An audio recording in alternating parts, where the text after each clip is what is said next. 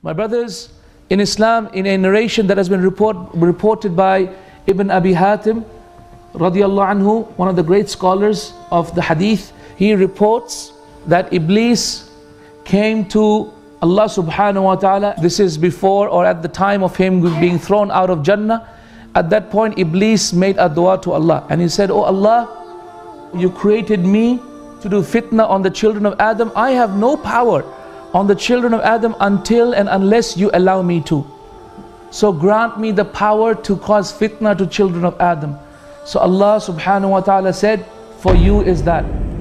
Then Shaitan said, "Oh Allah, give me more, increase me in it." Listen to this. So Allah said, whenever a child of Adam is born, you will have another Shaitan that is also born. Meaning for every human being that exists in this dunya, there will be another Shaitan that Allah subhanahu wa ta'ala allows Shaitan to actually procreate and to have more children. For every child that is born in this dunya, there is another Shaitan that comes into existence as well. Then the Shaitan said, "Oh Allah, increase it for me."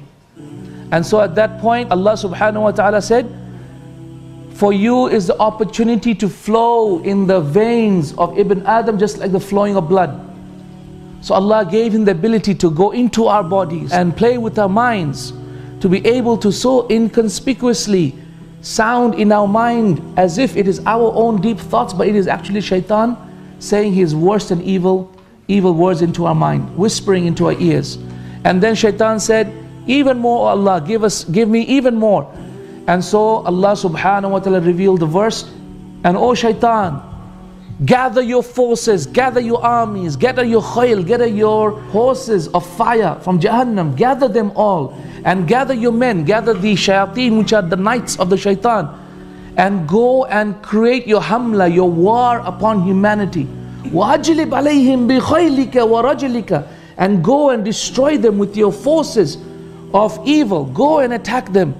وَعِدُهُمْ, and promise them everything under the heavens and the earth." And then Allah says, وَمَا يَعِدُهُمُ الشَّيْطَانُ إِلَّا غُرُورًا. And whatever Shaitan promises you, it's nothing but a mirage. It's nothing but a dream. It's just facade. It's fake. It's nothing but a lie.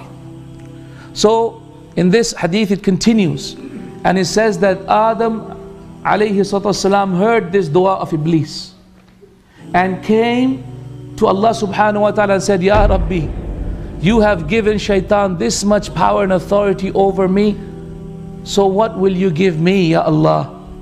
Give me something."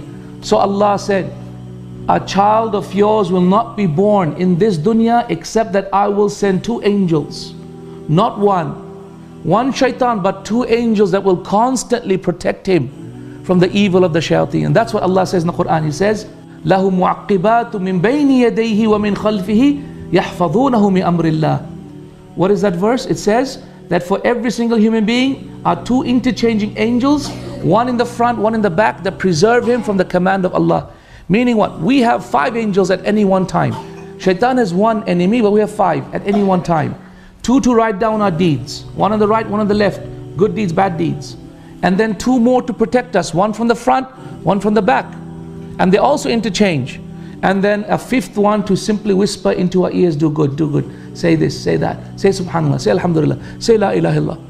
And he is our good side. 5 angels. Allahu Akbar. So Adam became happy. And so he said, "Oh Allah, give me more."